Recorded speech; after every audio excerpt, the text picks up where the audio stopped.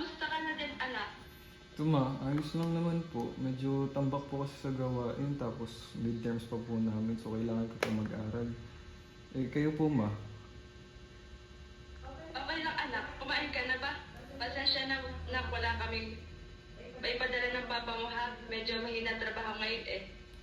Okay lang po yun, pasensya na po at hindi po ako makakauwi. Pero pasabi na lang po kay Papa na happy birthday po. Babawi po talaga ako, promise po. Salamat, anak, ha? Huwag mong pababayan ang sarili mo dyan. Sige po. Thank you po,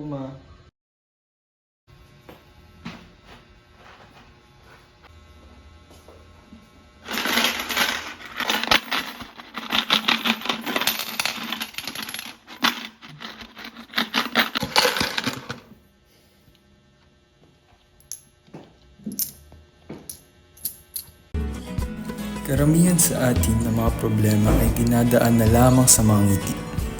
Mga ngiting nagtatago ng mga lungkot na dinadala. Sapagkat alam naman natin na hindi sa lahat ng pagkakataon makakapaglabas tayo ng ating mga hinanakit at problema. Dahil hindi rin natin alam ang kanilang dinadala. Ano nga ba ang pinagkaiba ng tirahan sa tahanan? Para sa akin, ang tirahan ay isang estruktura kung saan ang isang tao ay namamahinga. Lugar na kanyang inuuwian. Ang tahanan naman para sa akin ay hindi lamang istruktura, kundi maaari rin siyang maging tao.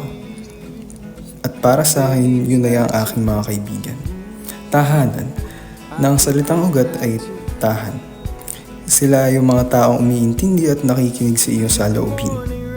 A shoulder to lean on, arms to cry on. Mga yakap na pumapawi sa lahat ng sakit at dinaramdam. Mga yakap kung saan ka tumatahan. Families are not meant to always be biologically perfect. To be honest, we tend to spend most of our time with our friends rather than our own family. Friends often provide immediate support, understanding, and diverse perspectives when addressing our problems, while parents typically offer guidance and long-term perspective based on their experience and love.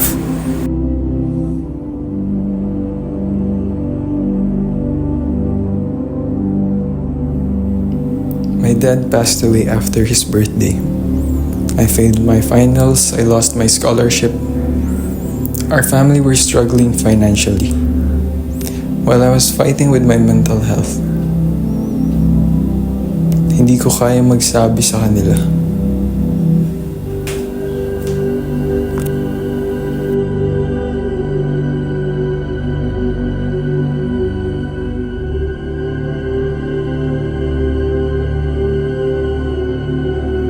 Sabay-sabay na.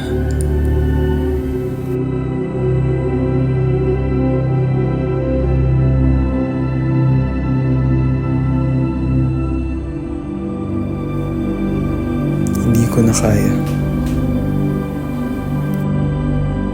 Baka dito, sumaya na ako.